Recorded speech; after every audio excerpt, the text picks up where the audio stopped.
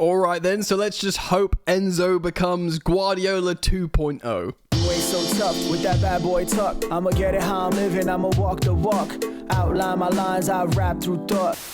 Yes people, what's happening? Welcome back to Football Therapy with me, your host Jan. Hope you're doing well. Really do hope that. Knocking over my entire desk there. Yes, things move incredibly fast in the world of football, not least Chelsea Football Club. Enzo Maresca, relatively young Italian coach of the school of Guardiola, got Leicester City promoted by winning the championship at first attempt. Possession-based football, has coached Cole Palmer and Romeo Lavia previously, and wants the Chelsea job. Chelsea want to give him the job. They're finalising a 3-year deal, and we're here to talk about that today, citing two articles, seeing what they say from The Standard and indeed The Athletic and Fabrizio Romano. We move, ladies and gentlemen. As I said, I promised I'll always give you the info as quickly as possible here on the channel, so do consider subscribing if you're yet to subscribe. If you choose to, hit that bell notifications icon, and why not do us a favour and just drop a like on the video. Alright, starting off, Fabrizio Romano tweeting, understand Chelsea and Enzo Maresca are set to agree on contract terms. A 2-year deal with a further option, or just a straight 3-year deal. The final details being clarified. Maresca has already said yes to the Chelsea project. It's up to the clubs now to agree on compensation. We know that's around like £9 million or something, but it does look like it's pretty much done. De Zerbi was in the frame. There was, like I was told, I think there was a bit of an issue with some people agreeing fully on Roberto De Zerbi. He is a combustible character. I did have reservations with him. I don't think he would have lasted long. From the surface, from initial glance, it does seem like Maresca's a better guy for the project. Now, we're going to read some articles. Okay, so Nick Pule writes this on The Standard. Maresca is thought to be in pole position to become Chelsea's new manager. The Blues are understood to have approached Leicester for permission to progress the talks. Of course, with the Fox's boss, Maresca and former Brighton manager De Zerbi had both hoped to have done enough to convince Chelsea's chiefs that they are the right man to take the Stamford Bridge helm. Nice to see it wasn't Thomas Frank in the end, that really it was between Enzo and De Zerbi. Now the 44-year-old Maresca appears to be primed to win the battle to replace Pochettino at Stamford Bridge. Maresca, De Zerbi, here we go, Thomas Frank of Brentford have all been the final 3 contenders for the job after the Blues moved away from Ipswich's Kieran McKenna. Chelsea Chiefs have been conducting a swift but thorough process to recruit a replacement for Pochettino, who of course left Chelsea by mutual consent. Former Manchester City assistant Maresca led Leicester to the championship title this term, having spent time learning his trade under Guardiola. Maresca has won strong admirers among the Stamford Bridge hierarchy, easy for me to say, notably co-sporting directors Paul Winstanley and Lawrence Stewart. So yes, I think it was Igbali who wanted De Zerbi. The duo are understood to have proposed Maresca as the outstanding candidate as the Blues' new manager. The Stamford Bridge club owners are now thought to have been convinced of Maresca's suitability. Convinced. Maresca himself is understood to want the job. Well, why wouldn't you? And Chelsea will have to pay compensation to Leicester, around £9 million, there you go, to prize him away from the East Midlands club. Former Tottenham boss Pochettino turned Chelsea's 11th place into a 6th place finish, qualifying for the Conference League, of course, since Man United won the FA Cup. The 52-year-old had already left the Blues. Their ultimate European... yes, of course. So essentially reiterating what I said there. Right, so that's the Evening Standard. Let's see what the Athletic are saying, and I imagine they'll be reiterating a lot of this stuff, and then we can bring it on home and talk about this a little bit more and how we feel. Do a real football therapy session between me and you, the viewer/listener. So Simon Johnson and Stuart James write this. Chelsea have made an official approach for Leicester City over Enzo Maresca and hope to strike a deal with him by the end of the week. I imagine it would be before that, the way they want to get things done quickly. Although maybe if he's like their final target and they're like, right, we found our guy, they can spend a bit more time on the negotiation. Maybe the time was needed to make sure you find the guy, essentially. Chelsea are searching for a new head coach. Of course, Pochettino left, yada, yada, yada. The process of identifying Pochettino's replacement has been conducted by Lawrence Stewart and Paul Winstanley. Of course, the duo oversaw the review, which was the Pochettino review, which saw him leaving. Although that review, it was mutual consent. It wasn't a sacking because both of them had problems. They highlighted their own problems in the review. Pochettino highlighted his own problems in the meeting, and they all went, let's leave it here. So this has led to Chelsea making Maresca, who joined Leicester at the start of the campaign, and helps them to promotion back into the top flight in his first year in charge by, of course, winning the goddamn thing. He's the leading candidate, and they're asking Leicester permission to speak to him. It's funny, isn't it? Because they've totally already spoken to him and he wants the job. But it's like, but now can we speak to him? You know? Any move will need both clubs to settle on a compensation figure, with the Italian under contract until 2026. So a couple more years. Once agreed, the expectation is that discussions with the 44-year-old will take place in the coming days, with a minimum of a 2-year contract offer at Stamford Bridge. It's funny because it's like long-term contract. Everyone thought we were going to give him a Graham Potter 7-year deal, but it does seem like a 2+1. So it's going to be the same as Pochettino, you know, which I kind of think fine. It's safe, isn't it? Kieran McKenna was an early favourite. Was work after leading Ipswich back into the Prem. Of course, Thomas Frank was being considered, and lots of people actually, admire Thomas Frank. Not me personally. I admire him, but I just don't think he would have been a good candidate for Chelsea. It looks like he's not in the running anymore.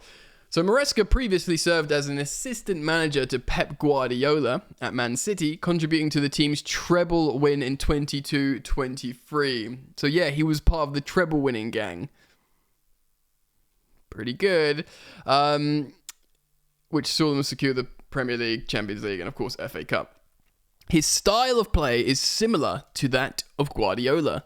Prior to his appointment at Leicester, he had only one managerial stint, a brief period of Parma in Italy's second tier, and that was at the start of the 21-22 season, which ended with his dismissal after 4 wins in the opening 14 games. Yeah, I've seen this going around social media. It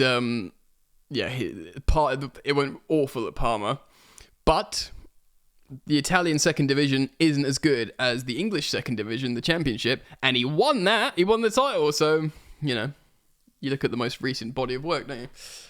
He served as an assistant manager, of course, to Manuel Pellegrini at West Ham United, I didn't know that, in 2018, and has a 30-year friendship with former Brighton and Hove head coach Roberto De Zerbi, dating back to their time in the youth setup at Milan. Oh, so he's actually mates with his main adversary in terms of getting the Chelsea job. That's interesting. Small world, isn't it? Everything's linked. During his playing career, Maresca represented clubs such as West Brom, Juventus, Fiorentina, Olympiacos, Malaga, Sampdoria, Palmero, Hellas Verona, before retiring in 2017. So he only retired 7 years ago as a footballer, which is pretty recent, which actually is quite good. It means they're in touch with how footballers are. He retired when we were winning the Premier League. God, that was a good time, good year, wasn't it? He first joined City as the manager of the elite development squad in 2020. That, of course, is when he worked with the likes of Cole Palmer and Romeo Lavia. Returning in the summer of 2022 as part of the first team setup, becoming Pep Guardiola's assistant coach and winning the Ruddy treble. Right, so how do we feel about this, guys? Pretty good. Look, everyone was warming to the idea about Roberto De Zerbi because he's managed in the Prem. He feels a little bit more historically Chelsea because he's a bit of a knobhead. And I was like, come on, the Chelsea greats have that about them, don't they? And I mean that as a compliment. And you think, we'd get going with the fans and stuff, and he knows how to coach Caicedo, Mudryk, and Levi. But it never seemed totally like he was the kind of tactician that the new owners were looking for. And from the beginning, I'll reiterate what I said this morning, Matt Law and others were like, yeah, but out of the list, it's Maresca who, you know, if they say what they want, the only guy out of this list, the short list, is Maresca who fits that. And so it looks like it's going to get over the line. Of course, there's the general optics of New Dawn Chelsea hiring a championship manager. But like I said in recent videos, I'll say it again, we are through the looking glass now. You know, Vincent Kompany can get Burnley relegated with 24 points and get the Bayern Munich job, taking over from Thomas Tuchel. This is where we are, ladies and gents, boys and girls. This is just the landscape we are operating in now. And Maresca is an up-and-coming dude, you know? I saw a video on social media of Harry Winks, who of course was at Leicester this season, saying he's better than any coach, most hard-working coach he's ever worked with. And this, you know, Harry Winks, by the way, has been coached by Mauricio Pochettino. And yeah, like, it comes from a good pedigree. If he becomes Pep Guardiola 2.0, like, anyone who's worked closely with Pep, I think, I know that sounds really lame, like, oh, he's been near the guy who's really good. But I genuinely think that's a boon. And, you know, I know it's like a weak argument to just reference Mikel Arteta and be like, look, he worked with Pep, and then he went on and did his own thing and played really well. You know, he was the assistant to Pep Guardiola when they won the treble, when Erling Haaland scored like 55 goals in the season, whatever it was. Do you know what I mean? When they moonwalked all the competitions and they just supercharged Erling Haaland up front, and, you know, De Bruyne was playing well and everyone was having a party. Grealish was playing really well, you know, which he isn't now. I'm not saying Grealish isn't playing well because Enzo's left. But what I'm saying is they were a superb club. They had an amazing season, and he was an assistant coach. He also has coached, you know, young players in the development team. He's played for loads of different football clubs around Europe, and he's now successfully managed a big team in Leicester City in English football, and won the title with them. So there's a lot of ticks there. There's a lot of positives. I do want to sort of go over the concerns again. Well, apart from the obvious, he's a relatively inexperienced coach that's not managed as the first team coach in a top division and anywhere in Europe. So there's that. That's a massive concern, but, you know, there's going to be risks regardless with these type of hires. And yeah, let's think about the market, you know, the managerial market. So there's that. There's also, again, forgive me for repeating myself, but there's the fact how his football can seem sometimes a bit boring. Now, I do wonder if you give him the Chelsea players, that will change a bit, because, of course, Leicester City aren't Chelsea Football Club, and certainly with the available talent that we have. But yeah, and I do think because we were all so stressed out watching Pochettino's Chelsea, we gave up so many chances, we were so weak on transition defensively. Of course, we set the record for Chelsea in terms of conceding amount of goals in a single season. I don't want any more of that. That will get better because we'll defend in possession better. Now, there'll be concerns like this probably means the likes of Conor Gallagher will be sold because he's like a high-octane pressing player, and Enzo Maresca will be looking for technicians, people that we won't have to run as much because we'll keep the ball, but we've got to pass really, really quickly. It will be akin to Maurizio Sarri ball, I think, to a degree, for better or for worse. But Chelsea have got great technicians, and hopefully the sporting directors in Winstanley and Stewart have looked at this Chelsea squad, have looked at, you know, the likes of Enzo Fernandez, who's amazing technician, and been like, how do we get the best out of him? Well, let's stop making it so he has to run, so he's like on transition, tracking back all the time, or that he has to press all the time. Let's have it so we always have the ball and we can utilize his intricate passing ability and maximize what is an excellent player. And similarly, Caicedo, of course, he's a great CDM, and off the ball he's excellent, but Caicedo is an excellent technician on the ball as well. And so, of course, Nkunku's magnificent in terms of his technicality. And, I think we've got the players for it. Do you know what I mean? They might look for, especially now Thiago Silva's gone, who was our best passing centre-back. I wonder if the next defender they buy, the centre-back, they'll be looking for a really good passing centre-back. So, yeah, Enzo Maresca. At time of recording, it's not 100% confirmed, but everyone is like, getting together essentially, and saying this looks like it's happened, it's happening. 3-year deal for Enzo Maresca. I'm just looking at a quote from him here. He says, he said, "I've been lucky enough to work with some fantastic coaches, including Pep Guardiola, Lippi, Ancelotti, Pellegrini." Yeah. But he has had experience, and it ultimately could be a good thing. So let me know what you think. Comment down below. Of course, as this story develops, as always, I will give you my immediate reaction and commentary and information. If it does get over the line, we'll do some fun content about how Chelsea could line up under Maresca. I think that would be fun. And yes, I hope to see you back here very soon. Peace.